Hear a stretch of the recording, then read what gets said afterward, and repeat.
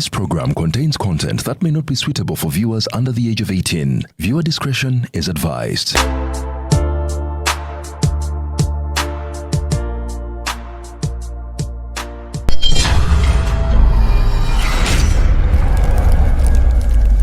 Red pepper kyewandike bantuufu. Red pepper kyewandike bantuufu. Mugaye mune mugamba nti red pepper buli kyewandika kituufu until they write about you.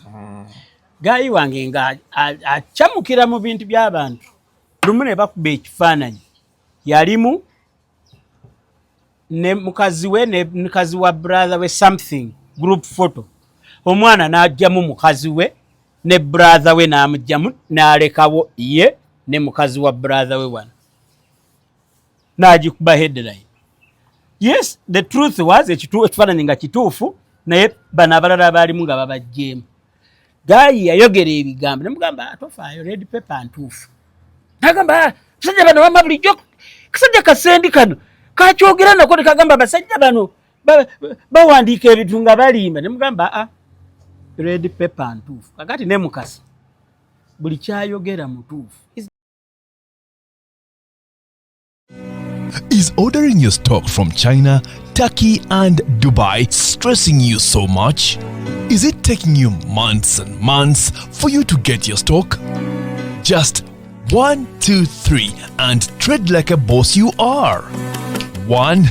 Talk to Iran Global Logistics on 0740 152 331. 2. Let us know whether it's sourcing or sending money to a supplier that you would want. 3. Enjoy our unmatched customer service. Trade like a boss with Ryan Global Logistics. Find us at Nabugabo Street, BBC Building, room N412. Call us on +256 740 152 331 or +86 180 723 935 15 or +86 132 502 15685 or visit our website on www.rangloballogistics.biz. Rand Global Air Express Cargo. We move anything, anywhere.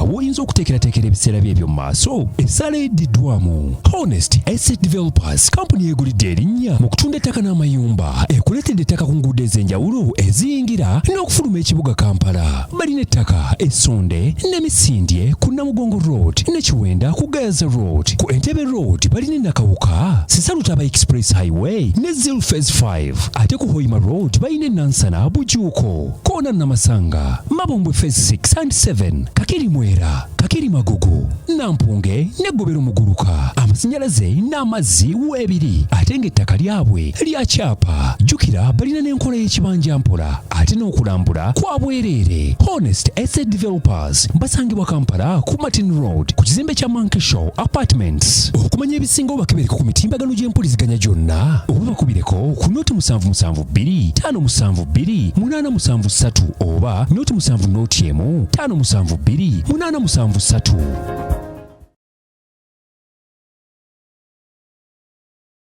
Ale ruzungu kade kazuku tujikole sawa namba ruzungu. Ruzungu tugenda muza kujjira kutoka ntoko ndimbuzi nyankuno arabura babaddi abakyala wale somuyomba nyembuto katonda ya chembuto genda weji waminge yabaweereza buno bukeeke obutini singa babu mutwale bamusonseka mukamwa bwonna n'abufulumiza mu nnyindo. Kibwa alina guno omuggo gwa Musa wayitista premium detergent. waliwo wanagambye ebola y'akasajja kasendi kalimba bannange esendi bannange.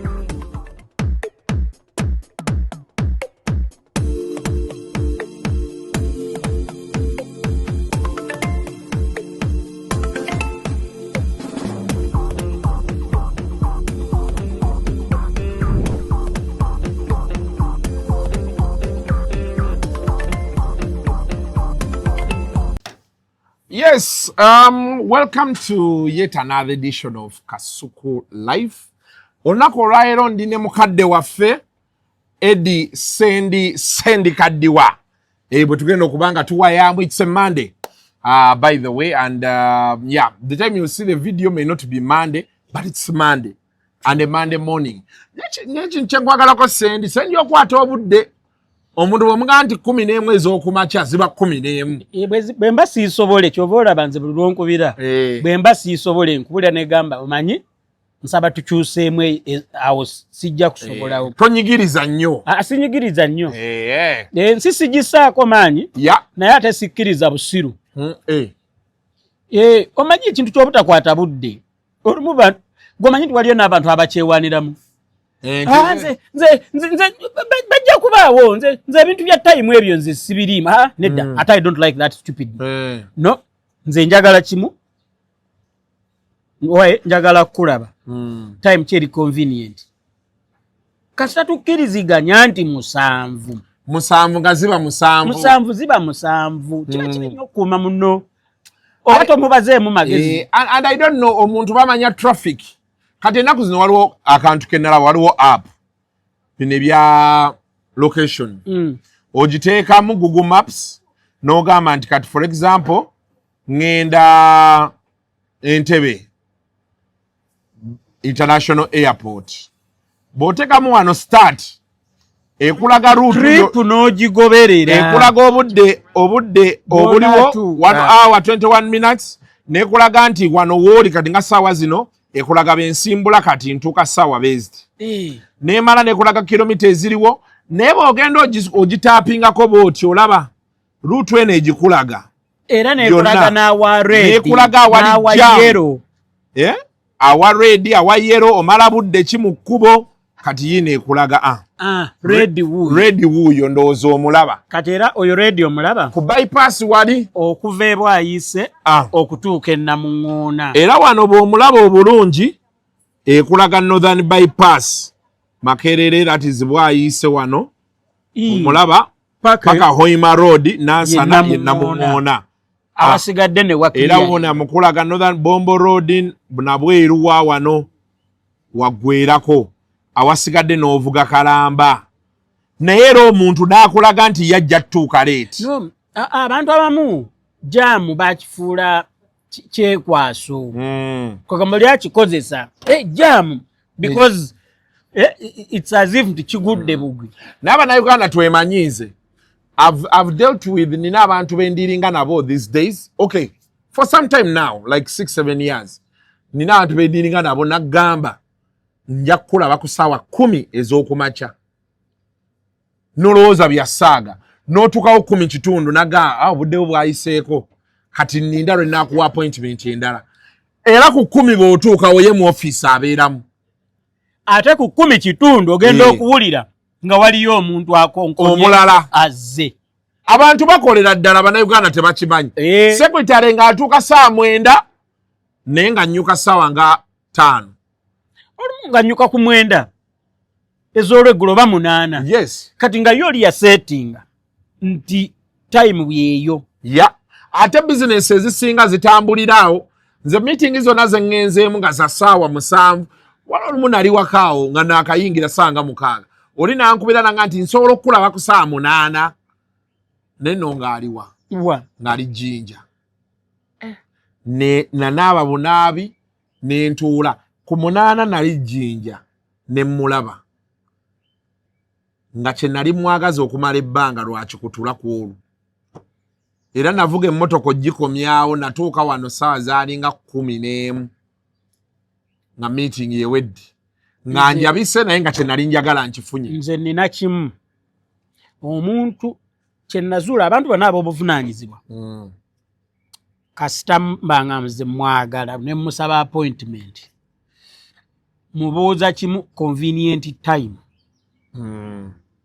Ate olumu ogenderera abamu akuwaayo time nga kimanya ajja kubaawo naye n'ayagala achekinge seriousness yo. Oyogera business oyagala business ya milioni 10. Omusajja n'omugamba nti nagati can we meet at 5:30 kumakya. N'omugamba nti tosobola. Kati aba yeebuuzaamu omulimu gwe ngenda okuwa guyinza okwetaaga time nga gufluctuatinga. Onaagukola otya nga kana ak'okwetegekera ku 5:30 tokola ki tokasobola olumu ekyo ekitulemesa business ezimu tunakusikamu. But Ugandans have made it a habit of not keeping time, and that is so bad. It is so bad. Era nze kati natandika bentuula awantu ne bw'oba ng'oli mukazi ogenda kunzijamu. Betugamba ssaawa 8 gwe n'ojja ku 9 addayo nayo. Oddayo nayo. Nina kyali wange ye theory yeegamba ti oli bw'atakuuma budde maybe Katonda alina kyamuwonya. Kati kyekimekinga gundi ye ey'okugamba kaŋŋende. Yeah. Kale Sendi tetwali naye ku Saturday because yali mu bibye. Nali nayo Mukasa yagambye wali ku BBS. BBS naliyo. Nti BBS yakusayininze. Nedda. Si kituufu. Mukasa buli kyayogera kituufu lwakuba ye Eva atambula ne pipa y'amazzi. Kati yakwata yo akantu katono najjuzaamu epipa y'amazzi. BBS naliyo. Waliwo a one-off show. Nga gwe wali host. Nze nali host. Nga baagala okudiscussinga about the copyright amendment bill. Kwaliko Jeffrey Ekongot oyo nga wauma. Kwaliko Ragadi both muyimbi ate wa National Cultural Forum. Kwaliko Dr. Hildaman muyimbi ate ye yatandika private members bill. Later on government gye yatwala.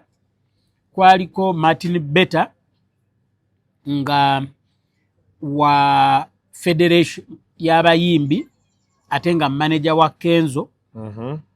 Kwaliko Council Brian Kajubi. He's an intellectual properties lawyer.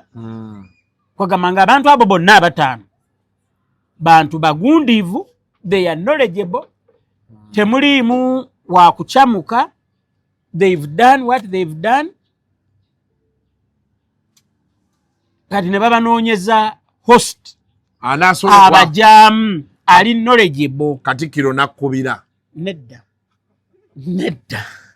Mukasa yangambye Katikiro ye yakkubira. Owekitiibwa ndudde okumulabako naye mukama wange bonna bakano okalabye nkutumidde mukama wange. But Katikiro alina ekintu bw'oba omwetaaga office ye gwegenda bugenzi security alabaawo yogera naye nsaba kulaba owekitiibwa nsonga ki tebasobola butakuddira. Ekyo kyekiri emmengo buli lw'owandiikira Katikiro nti osaba kumulaba. So bwe mba mwetaaga mpita mu makubo amatuufu goyitamu bulijjo. Naye so sijja kugamba nti yeyankubira. So sheno ebeerayo yali mpanvu. It was 3 hours. Okuva saa 5 paka sawa 8. Ate kwamba yalina okubeera nti ewumbawumbibwako. Yali ekutta omuliro. But yeah, it was an honor to be invited to host. Njabagamba nti abalaba Alan Kasujja nga avudde ku BBC okuhostinga aba president 10 years ago. They never thought nti omusajja from there BBC ekibaluwa bwe kikaddiwa can be the director of media center. Mani waliyo ebintu ebyo olumu ebijja nga somebody can say Sendi asobodde ate okubeera nti ye mwogezi wa Obwakabaka bwa Buganda ekyakituuseemu ati.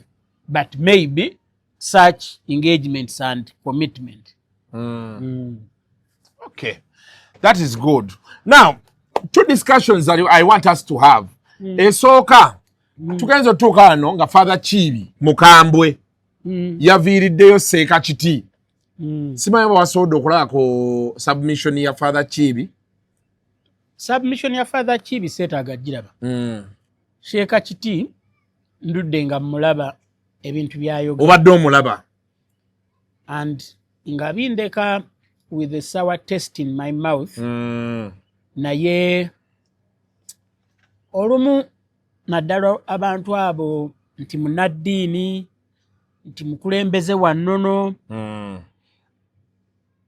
teri bukulu butava eri Katonda kituufu kati I tend to let go nensigala n'obulumi bwange naye nga bwoga nti why waliwo esonyieko ekintu nga in pain neno gamba kankireke but kasitwa wabawo akolezezza omuliro n'ogamba kanange nkwasa awo ne bwe mba sikutte kaliro but olwo mba nfunye kugamba ground njagala kusaba abanaddiini naddala nze amazima gali nfulo ow'eddembe naddala bannaddiini ab'eddiini yaffe ey'Obuyisiraamu mususse okusukka we mukoma eddiini zonna wano ze tulina mu Uganda z'ogamba nti eddiini enkulu Anglican, Catholic, Orthodox, Muslims, SDA ezo z'eddiini ezaffe ttaano z'ogamba nti eddiini enkulu zirina principles ze zitambulirako ezifaanagana zonna ziyita abantu zisembeza abantu kweza eddiini ayidde ya sheeka kiti aŋŋambe nti eno ffe wano mu Qur'an waliwo ekigamba ti nedda abo babi kakati bwebanga eddiini etugamba kukuŋŋaana etugamba kusonyiwagana etugamba kubeera bumu etugamba kuyamba balirwana abo etugamba kuba na mutima mulungi onfuna kye ŋŋamba ate ggwe lwaki otandika abo bakatuliki abo basinza kino abo bakatuliki abo bakola kiri ekitegeeza you are going against your religion's preaching principles onfuna bulungi tali yekka bangi just that abamu platform gye batalina bannaddiini mbawa ekitiibwa father kiti sheeka kiti mukama akuyambye akajjo kasambye basheeka gye bali bangi bandyagadde nabo okubanga ayogera abantu ne bagamba agamba ki mukama tanna kibakolera tokema mukama Katonda wo kutandika kuwakula ntalo zitaliiko kye zitwala mu maaso gwe preachinga ate oba eddiini y'Abakatuliki erina akantu nze siri Mukatuliki naye eddiini yaabwe njagala nnyo eddiini y'Abakatuliki erina akantu yo Omukatuliki ajja kugamba nti jangu mu ddiini yange b'Abakatuliki ennono yaabwe eri nti weeyise bulungi akulaba agambe nti nange njagala kubeera ng'omusajja oli anti omusajja Mukatuliki osanga nange kanfuuka Omukatuliki mbeere ng'omusajja oyo oba nfuna kyegamba so seeka kiti calm down nsi togiteekako maanyi lekerawo obusosoze mu ddiini tebutuyamba tebutugattako sebo tugende mu maaso nkulabye olaba akantu kooli MP eyali ayogera ku walagi ku byokunywa omanyi ekintu bakiyita experience olumu oyinza okusanga omusajja ng'alina bw'atudde ali bw'ati asirisa n'ogamba obaggaayo yali kuti n'ogenda n'omubuuza n'atakuddamu ng'omusajja alinayo ka reflection ke kayitamu akensi okuva bwe bayazaalibwa okutuuka waali naye waliwo member wa parliament ngenda kusaba mutyaba for people to understand where I'm coming from azanye akavidiyo If you allow me, I can table some Please do.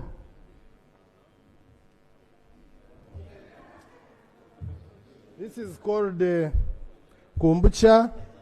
Honorable Renos knows. This is called officer. This is called judge.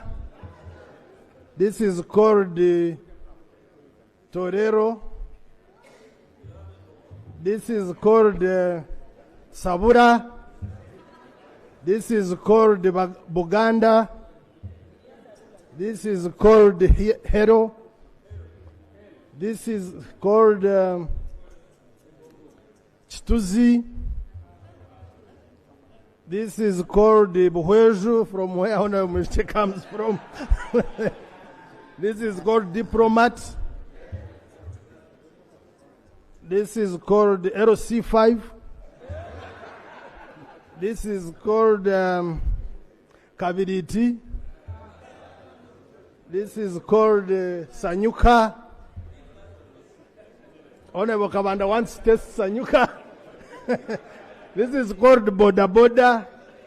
I have so many regional speakers here. This is called Kwetegereza. That when you take it, you understand things better. This is Katochi. This is Buganda Kumbucha. This is Leo. This is Leo. This is Hanewaraj. This is Mpenkoni. This is Kazero. This is Club 5. This is coffee flavored vodka. This is work. And you know what they are insinuating when they say this is work? This is called Embatura. At least I was able to get these. And they don't form quota of what is on our market. Aka video mukalabyo. Member of Parliament oyo ayogera bamuyita Honorable Dan Chimosho. Honorable Dan Chimosho, I can say he was born with a silver spoon in his mouth. In his mouth. From studying, he got a job in National Medical Stores as a spokesperson. And from there, he campaigned in an NRM area, Nafna card. From there, Najam Parliament. Abatulaba, Honorable Chimosho, you might see this video. You were so lucky nti wakozeseza parliamentary prerogative nti bobera ku floor ya parliament kyonna kyoyogererako teri asobola kuwaabira. But I want to dare you, bye wayogedde fuluma ogende in a public space ku madaala ga parliament. Parliament agifulume, njagala agende ajje ku Sweetland wano, ajje ku Sweetland Gardens ku Kasuku Live otuze olukuŋŋaana lw'abannamateeka. Ojja kulaba ku Mutyaba ne Kasuku mu kooti nga bazze okuwa obujulizi. Anti oli abatwala nagati njagala muwa obujulizi kyangu nnyo.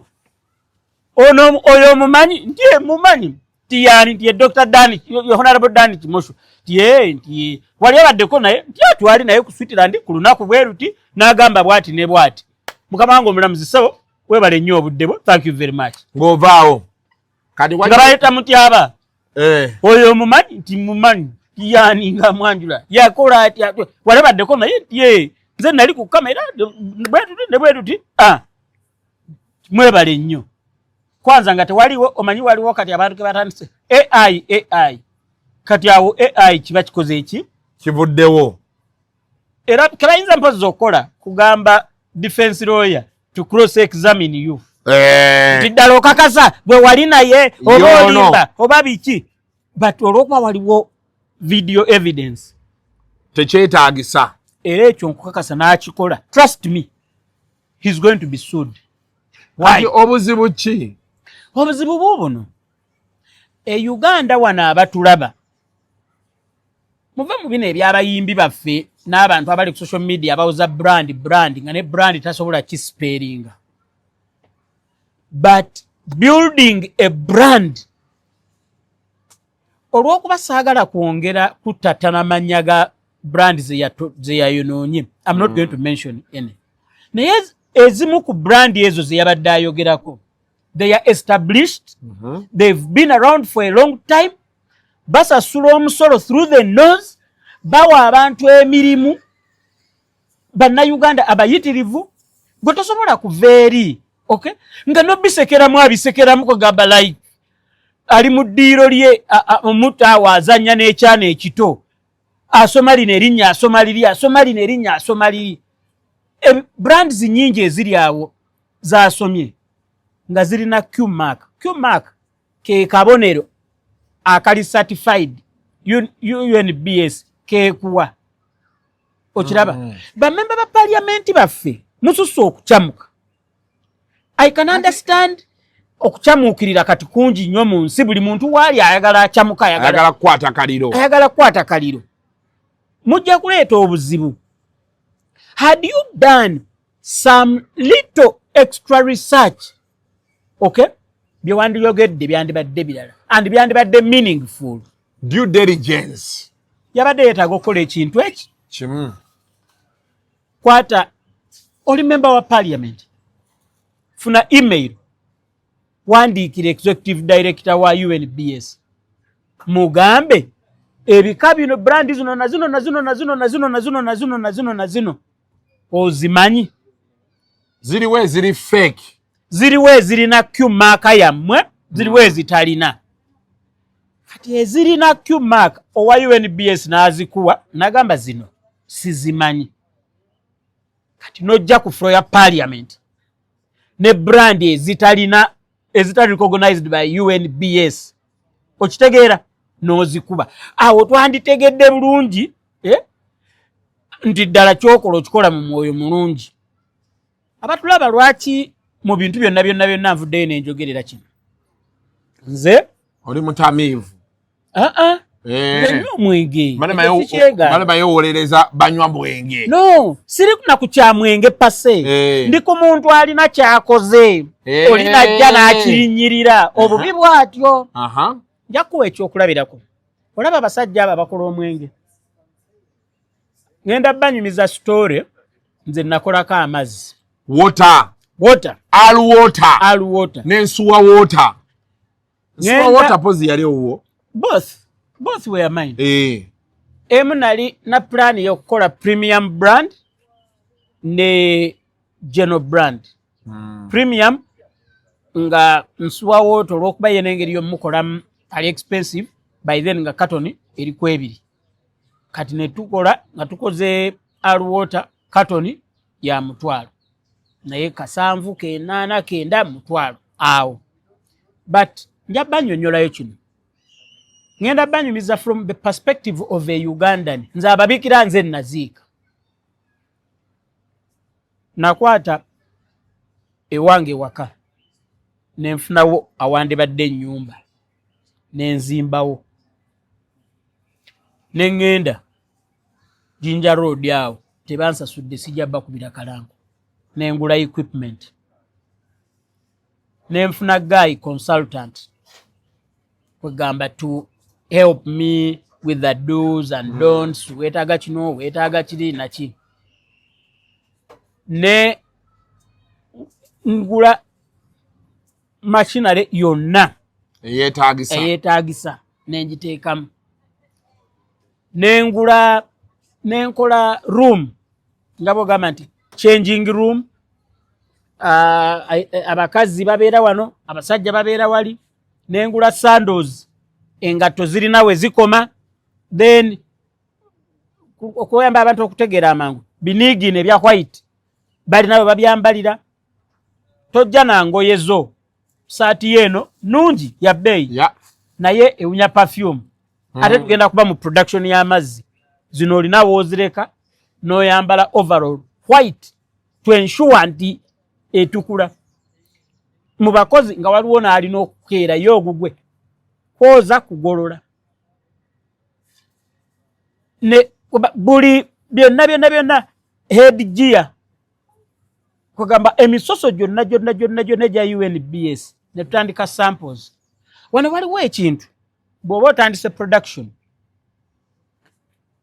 olwo tutandise twagala tufune Q-mark kubanga bwe twatandika okukola nga buli we tugenda olwo tutwala samples mu supermarket ng'oli agamba kikulu tekuli Q-mark abantu tebajja gaagala ningamba ate ekyo nembuuza consultant nagamba osobola ogifuna laboratory wano mu Uganda waliwo eri ku Bukoto Street waliwo eri Nakawa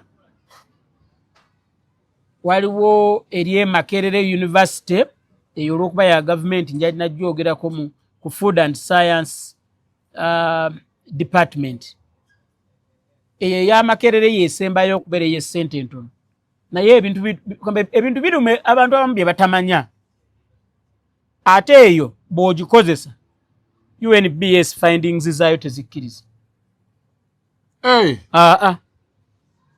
UNBS findings zekkiriza waliwo n'eri ekansanga wabula eyo y'ekansanga n'eya Bukoto Street zikyajinga mu dollars gomukwata amazzi n'ogatwalayo n'ogamba amazzi ago ngaleese njagala mukebere mumbuulire ebirimu kakati njagala n'okumpa kwamba ingredients zengendo quotinga nteke ku lebo yange ng'omuntu bw'agakwata n'agatwala mu lab ddala galaga nga kye nataddeko kye kirimu oyinza okukola tests 30 naye nga test emu bayinza okukyajinga dola ebyo 2 ng'oli awo ku back and forth kebera kino kyusa kino mukole kino muyiseemu ku chlorine muyiseemu kino mukole bwe muti kati ate galaze ndi kino kirimu ekiriti ate it is a very tedious process awo wonna okole product ennungi ogiwa baki bannayuganda noveeyo label you don't just come and make a label n'oteekako n'otandika kutunda bw'okola label olina ogitwalira UNBS n'egitunuulira n'ekugamba eno fonti ntono n'ekugamba kino kikyamu tereeza kino tereeza kiri address erina kuwandiikibwa bweti n'oddayo n'otereeza n'ozza kala wano kino n'oddayo paka lw'okola olina signinga off n'agamba approved novao akati tonakola yadde kuyingiza nusu n'emu n'ekikumi okyali mu factory omaze oteekamu ebyuma naye amazzi gafulumye kati mutestinga ombitinga standards akati n'ogenda waliwo company eri nga ewa Besigye ne weeyongera mu ndaawo nga bakola labels bw'okola label ey'olupapula that is the cheapest naye tabbu yaayo bwe bateeka amazzi mu fridge oba wano mu situla tikula teeko noteeka eri olupapula lukulubuka kati at one point label ebeerabika bubi ng'omwana agamba okozesa olupapula naye wali olupapula nga luliko nga akaveera nga keebikkako nga tukakola nako nga tukatestinga kekajja okukola at one point kayulika wabula wonna oteekamu ki sente oli munnayuganda owa bulijjo toli investor nti ovudde bweru with sacks of money nga ngenda nga kampani ngamba nti okuguza mu business eyo yonna economies of scale zikozesebwa buli wamu. Oli akugamba nti lebo nti njagikola siringi 27. 27 shillings. It sounds very small money. Naye nagamba olina kubanga ogula za miliyoni 5 okuwa kwa 27. Kubanga ngenda kola plate machine ya feri very modern plate ogikola yetaaga miliyoni 10 ngenda kola bwe ate ffe buli lwe tuteekamu okuba machine okugenda ekozesa ink wa miliyoni 7. Nakulaga nti kiringa oba omuntu bwagamba oba nti nga bwolaba ennyonyi noga nti njagala kugenda Nairobi noga nti nnyonyi weeri naye ti ogikyatalinga buli lwesituka bweti Civil Aviation Authority ekyajinga sente bweziti pilot akyajinga bweziti akati ogero baliza kugikyatalinga obukyatalinzi miliyoni 4 olyomu nga bakomanga either amalina okubaamu abantu bangi batemeeteme buli omu afuneko cost wabula gwe bwoba omu miliyoni ameka omiitingi ez'abali zonna. I thank some of the people I dealt with nga nkola amazzi eyo company kye bankolera ne mbagamba sirina miliyoni 5 naye kambaweeko mutandike mukube mujja kumpangayo nga nkima nga bwe ndiita ne ku ssente. I think nabawa miliyoni 2 which was a hell lot of money for me. You know, start up okwekulamu miliyoni 2. But they were very good people nga bakola labels mu bungi nga ntandika olaba siiru amazzi ago bw'ogasanga galiko siiru ya siringes 5. sente ezo zisoundinga ng'obusente obutono naye ngenda kulaga bwe za accumulating akati business etambula nga baleeta ekintu bakiyita DTS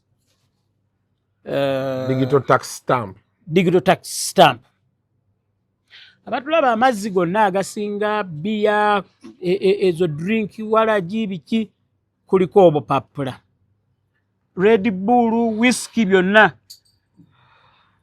ebitaliiko obupapula the products za Nile breweries Coca-Cola Crown Beverages ne Uganda breweries naye ziriko ennamba naye okulaga how serious things are machine ekubako ennamba ezo kugamba bagiteeka ku plant yo and abo because plant zaabwe ziri automated kati bafuna ecupa ngejja eyo plant okutandika okugamba nti switch on walina okubaawo omwana wa Revenue Authority atuddewo bwati such that tewali cupa eyita nga tagibaze era bwe baba ne shift 3 aba URA 3 babaawo. That is a fact.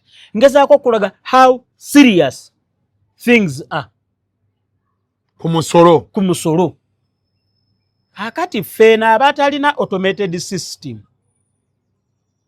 kye bakola buli muntu alina rate ye walagi ndala wine ndala bia ndala amazzi ndala soda ndala juice kwamba byonna buli kimu babirina byonna kati ogula DTS stamp eyo ogigula by then ey'amazzi ndoza twali tugula oba siringi 21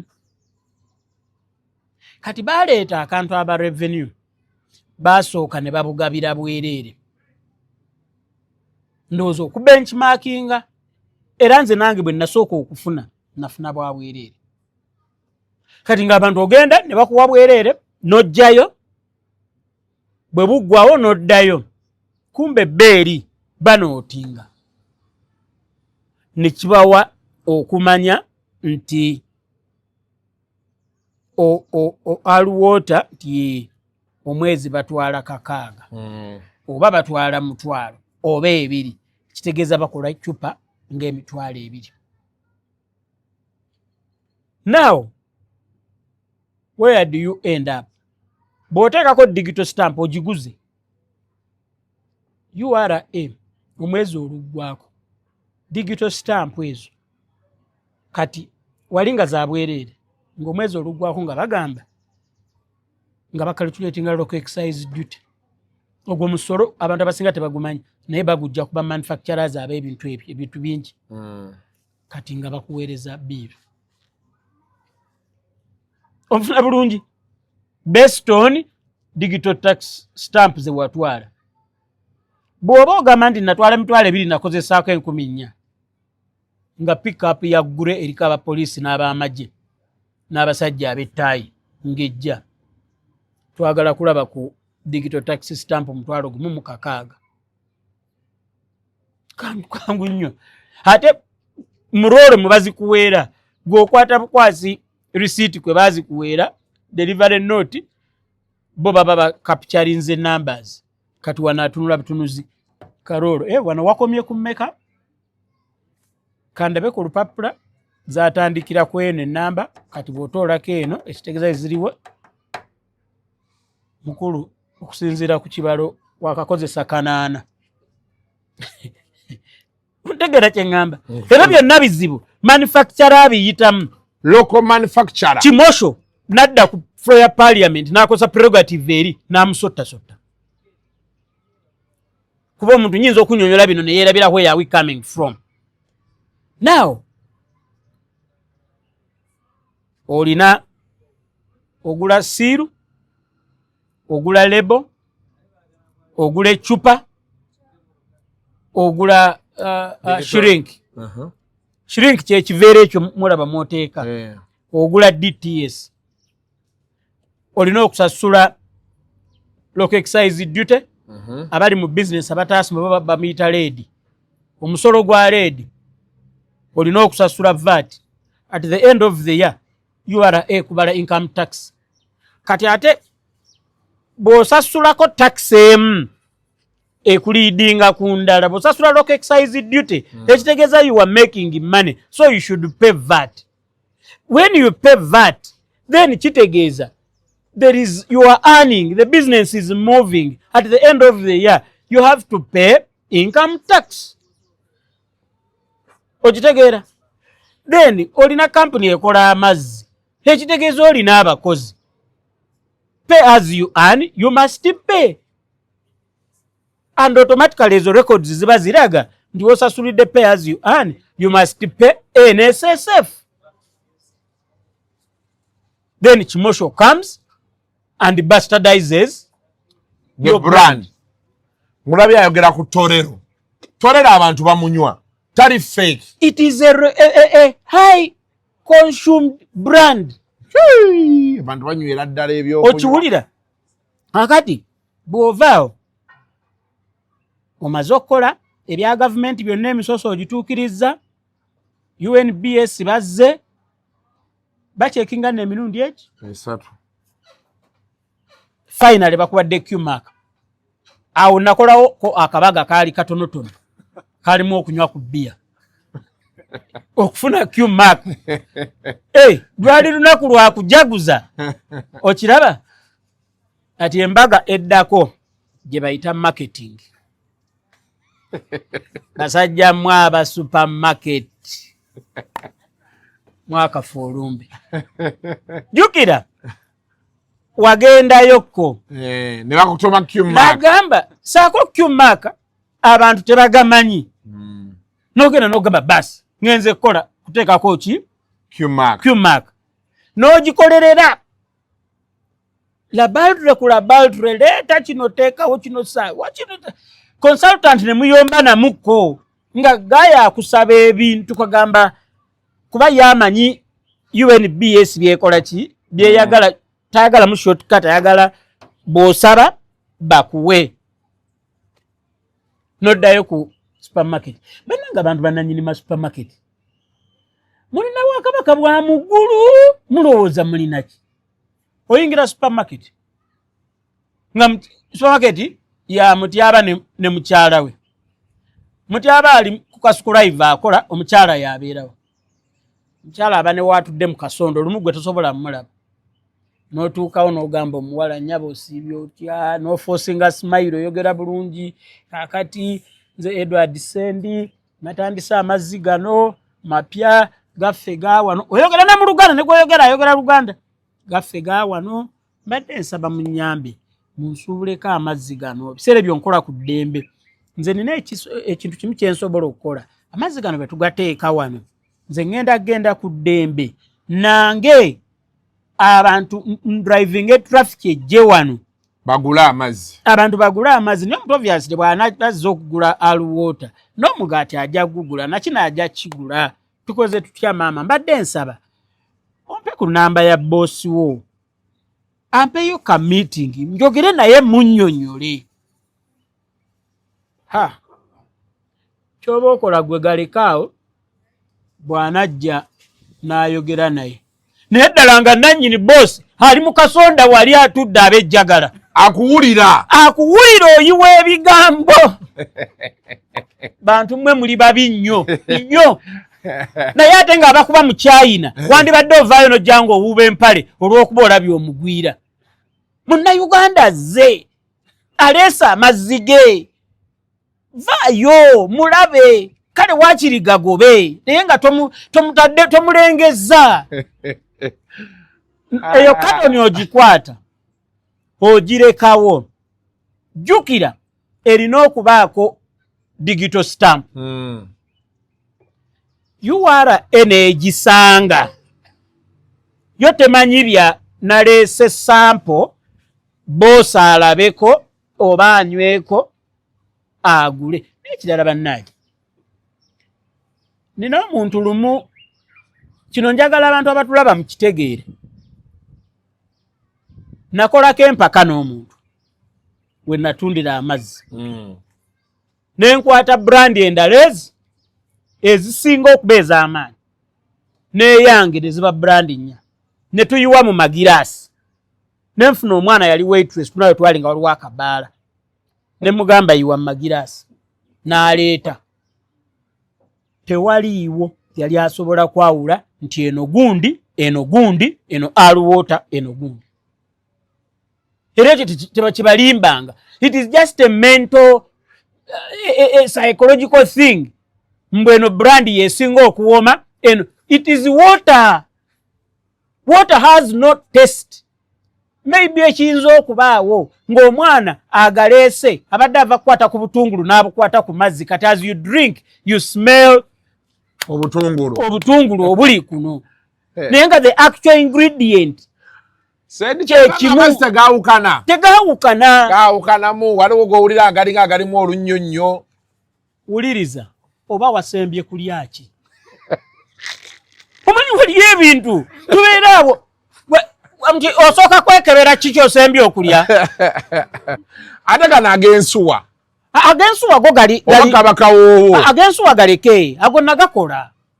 But nja gikuwa nayo. Kakati leero njagadde kubeera ku kino amazzi ge gamu. Ekyo bw'oba oyagala okikakasa gwekola testi yange. Gula obucupa busatu obw'enjawulo. Obuwa omuntu omugambe nfukira mu magiraasi 3 nga tolaba akuleetere. Otandika okwawula nti ono Rosoli, ono Aquasipi, ono Nivana, ono gundi. Tekisoboka. Bye bimu. Bambi. Hakati n'ogenda n'otwala amazzi. N'oddayo walekawo sample. Ogenda okutuuka muwala ng'ombuuza munnange gyebaleko bigenda biti. Obuwala mmwe obubeera mu supermarket obusinga musikempewo ebyembwa. N'otwala otadde obutimbe n'obutinde bwa ssente. N'otunuulira omuntu gw'obuuza sibyo otya nnyabo. Akuddamu alinga atalina mannyo mu kamwa. Mubeereko ne customer care. Baddamu batya? Nga atalina mannyo mu kamwa. noyagala creating rapport nomugamba by the way erinnya ly'oggwana manyi saagala kujja wano mbe nga kwagamba nkubuuza bubuuza Patricia nogamba sorry Patricia kati ate n'ogenda okola ensobi akugamba Patricia ate gwe n'owuliranga Patience n'omugamba Patience Patience gyebali nogamba mukwano nsonyiwa munnange bambi mbadde siwulidde bulungi ogambye erinnya ki ogamba n'owuliranga ogwerera ku ttaka kwegamba olosasajja be bagaggawala tubaleke batekako maanyi tomanya wa gye yayita okiraba andi biki ebikozesa ebyo gwe manufacturer gwe marketeer tolina senti zimala kufuna mwana agenda ku marketinga okiraba gwe weetomerera ogambye omubuuza gwani ayogera nga atalina mannyo mu kamwa buwalamu obwe baleka mu supermarket mubeere ne customer care mwogera bubi ne bakama bammwe beeyisa bubi okwekwekanga ba suppliers okiraba waakiri supplier bwajja mugobe talina kyakola mugobe what is your name nogamba saba tabuse face neya no ndoza business sigisobola gwe kakati bwovaawo noddayo ogenda okuddayo n'omubuuza erinnya olwo walitegeera Patricia tebaleko nnyabo bigenda bitya kulikayo mu weekendi webale ng'oli smart kwegamba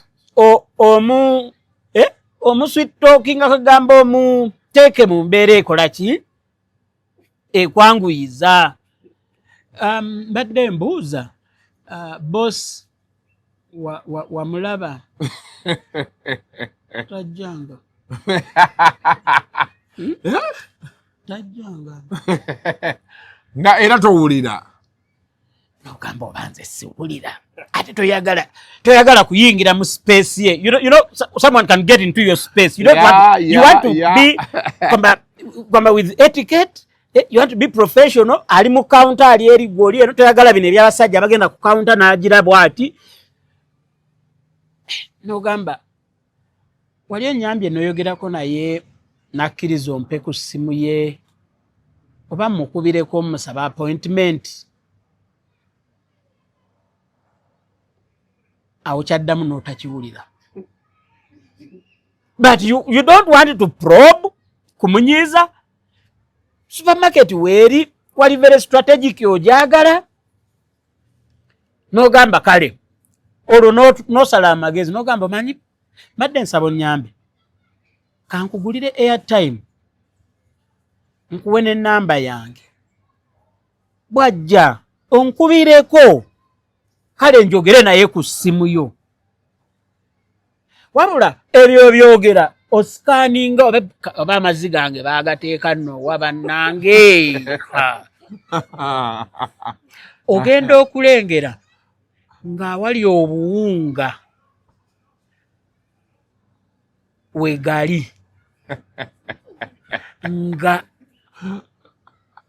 gali buried mu toyawula oba buwunga oba bushera otegera mu supermarket obateeka paaka eyayabika biki tebannabisuula balinda abasanyu babies home babibagabire tebiri expired naye nga nago biriko damage nga nago wegali togambe nti naye agwe wagateeka nofa nakyo nojjayo ekyebiri nakyo weekudde kyekuule n'okimusimba kugamba wonna wonna obonaabonera akawala kannamunu kugamba okasweet talking kasobole okuyamba oaccessinga boss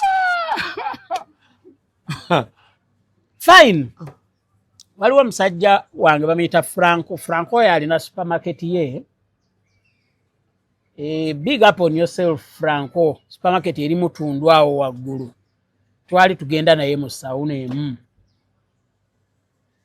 kati wabawo eyaŋŋamba nti Franco nalina supermarket era olwayogera naye bwenti ye yanyamba awo wonna saayitawo amazzi ne bagagendayo ne mbonaabona na kintu kimu brandi zino ez'amaanyi ziba ne fridge aluwota yakatandika talina fridge akati gwe bakuteeka olumu mu freezer oba mu fridge zino chest fridge naye naawe wandyagadde oba balinawo fridge egi ezino eziyimirira wandyagadde naawe bakuteekewa awo omwana ateeka amacupa bwati kati ate gwe wano mu maaso n'akuteekawo ey'obushera ya brown tekoma kubeera nti si yiyo ya brown kati alowota n'amutandika nga ddeni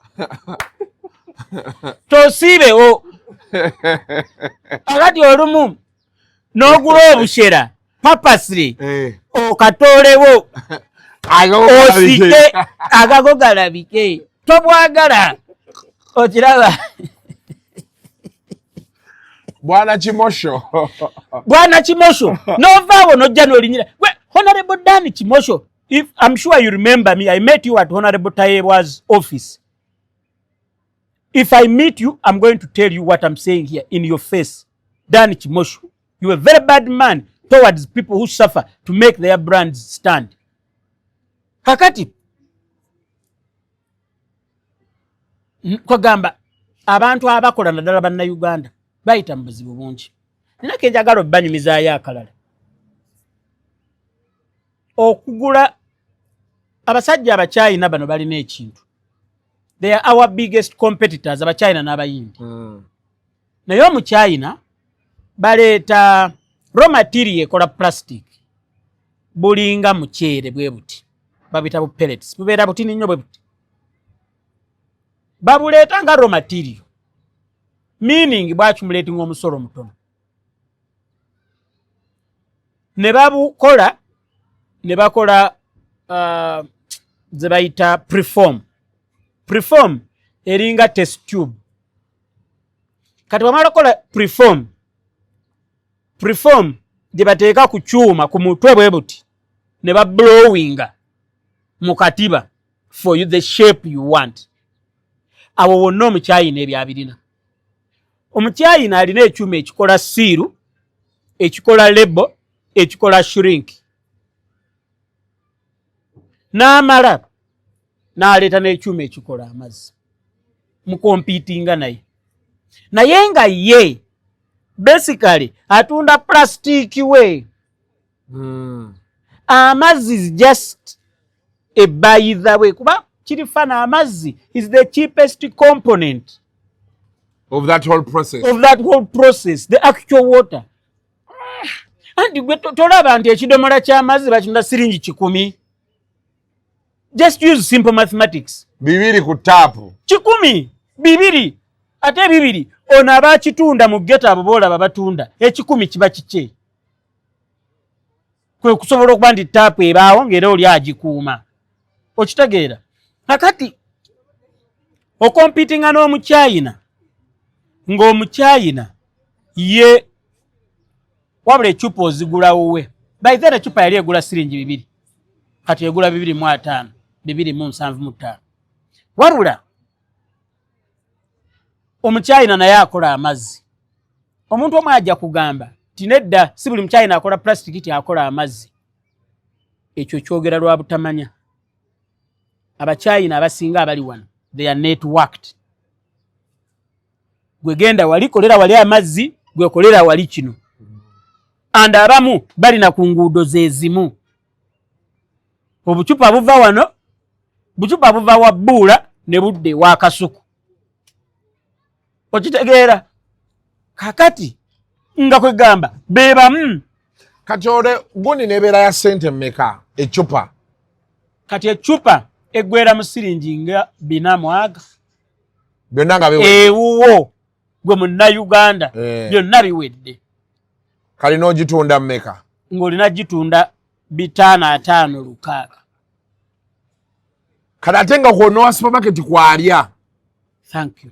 kakati omukyayina gwokompitinga naye egweredde ku 405 y'omukyayina n'agireeta n'ateeka agage nga gali oba ku 600 alina maso nnene kugwe ye foreigner alimu established gw'otandika Dani Kimosho musajja mubi novaawo ebizibu bikyaliyo tebinaggwayo ssimu n'ofuna emmotoka n'ofuna omwana n'ostraininga kye bayita social capital yo yonna kati teri kirumanga mu bintu ebyo osinziira kitende naye ng'olina gw'omanya empereerwe ye takuyisizza eri mu kubonaabona ali redde okutunda n'onoonya abasobola okubeera in between that route ogende ng'odroppinga so that expense tekubeerera y'amaanyi nti mmotoka eva kitende egenda paka mpereerwe ne babula kati n'ogamba kanjira nkola eno nga bwe nnoonya wano okitegeera oba okyali mu ebyo abasajja ne bajja ne bakwata emmotoka nga si bakambwe balwadde tebawuliriza tebaagala kirala kyonna baagala sitiika ya Wakiso nammwe aba district muli babbi you connive with those guys ne mutubba nga baloko manufacturers kakati sitiika oba eri ku buli division waliwo something oba eri Wakiso yokka kwamba osasula awalala abatulaba ebintu byenjogereramu bya ssente entono naye bw'ogenda ozigatta nga sitiika buli mmotoka bajagaza emitwalo egi wabula bwe bagikwata bagitwala ku poliisi naye abasajja abo kampani eyo bagiyita Equator Parking Services ekwata emmotoka ekwata sitiika mu Wakiso bamaanyi babuyinza emmotoka bwe bagiteeka ku poliisi ne DPC tagikuwa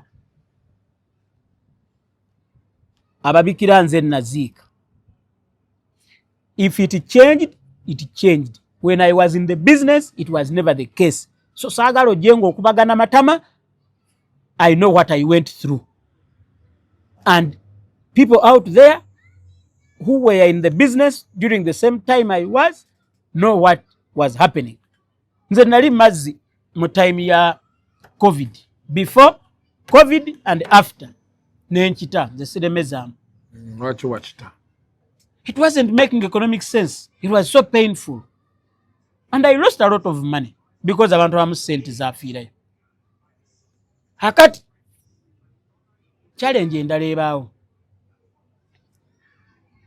Abantu ba supermarket kano mukalekera awo bambi bw'otwala amazzi final olumu akuyambye ng'agamba katoni ya mmeka ya kanaana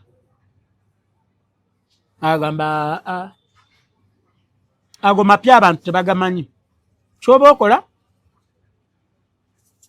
teeka ku kakaaga kyetujja okukola tusooke tugoogerere kabala nga n'olumbe waliwo supermarket bwe wali oyingidde gwanda balowooza mbu byenjogera si bituufu we wali oyingidde oli n'akugamba nti mwana watu nno tulina amazzi amapya malungi nnyo g'obonywa obwo obuwala bwammwe bwe muteekamu obutalabikana bulungi bubeera eri mu bakiyita ki mu kawunta katuleeyo ne kalinda bulinzi Mutyaba n'ayingira tekasobola mugamba nti mwami Mutyaba gulamu eri fridge mulimu amazzi amapya g'obonywa wa ye oluyingira nga ajjayo Rwenzori oba Nivana oba Aquafina ng'ateeka wali nga kagira cwi ng'agenda byonna n'omala obbigumira ebyo n'obiyitamu kigambo kye bayita okubanja ne kituuka abantu ba supermarket okutunda ng'ebintu byaffe ne biggwawo ne tubanja katemusasula kusasula kiki kakati n'ogenda ofuna abantu nga namwe mikwano gyange oba mwansikanga eriyo kati nga nze kye nakolanga ebiseera ebyo genda mu kifo bwekiti amazzi aluwota waali genda mu kifo bwekiti aluwota waali genda mu kifo bwekiti aluwota waali ng'oli akubira owaye wano ntuuse wano owagambye ku supermarket nga tewali aluwota ha Robert oliwa gende Mengo otwale aluwota waliwo atuusewo ne mukwano gwange akubye essimu mbadde ndi mpererwe omusajja ngambye mulindemu agenda kumpa sente olumaliriza ofuna sente ezo mukyalimu amazzi ku pick up nti ogende mangu Mengo otwaleyo amazzi kyoddamu okubuulira anti omusajja ate sente teziriiwo naye nga ye mukwano gw'amaze okuteeka mu feeling nti yabadde azze okugula amazzi nga gaaweddewo mu kugiringitana emmoroka neeyabika omupiira ngombera gwa mutalo 10 n'eki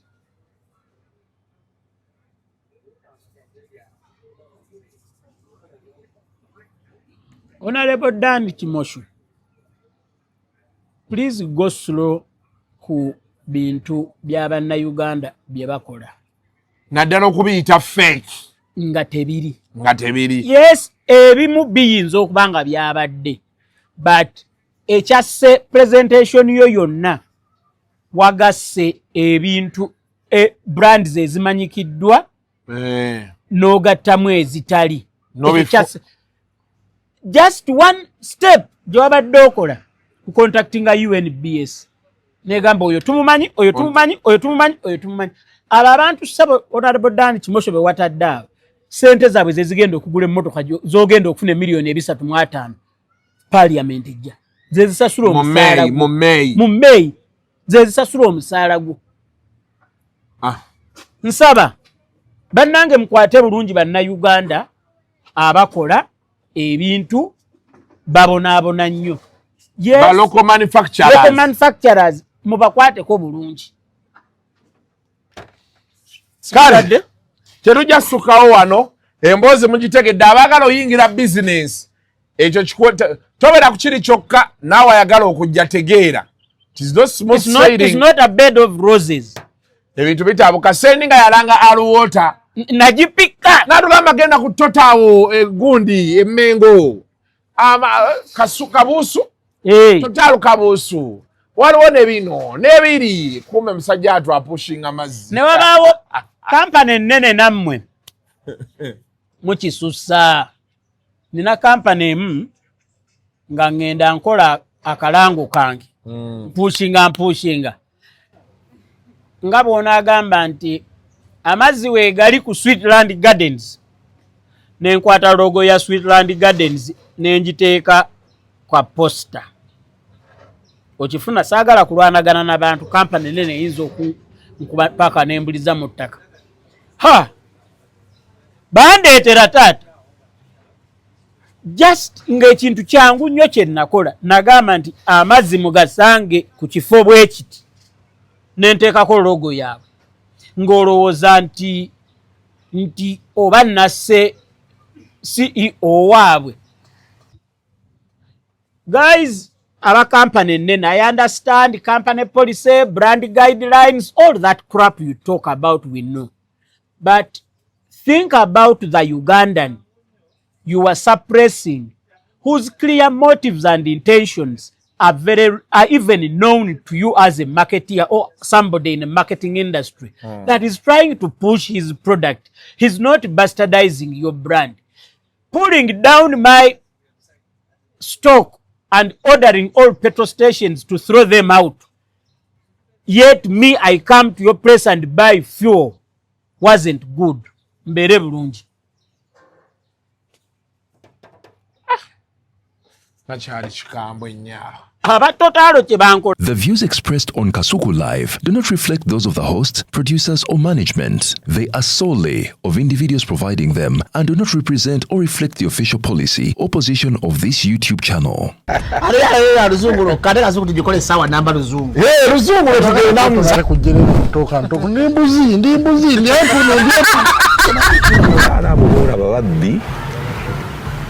abakyala wereso omuyomba enyembuto katonda yekyembuto genda wegiwaminge yabaweereza buno bukeeke obutini singa baaba omutwale bamusonseka mu kamwa bwonna n'abufulumiza mu nnyindo kibwa alina guno omuggo gwa musa wayitista premium detergent waliwo wanagambye embuula y'akasajja kasendi kalimba bannange esendi bannaye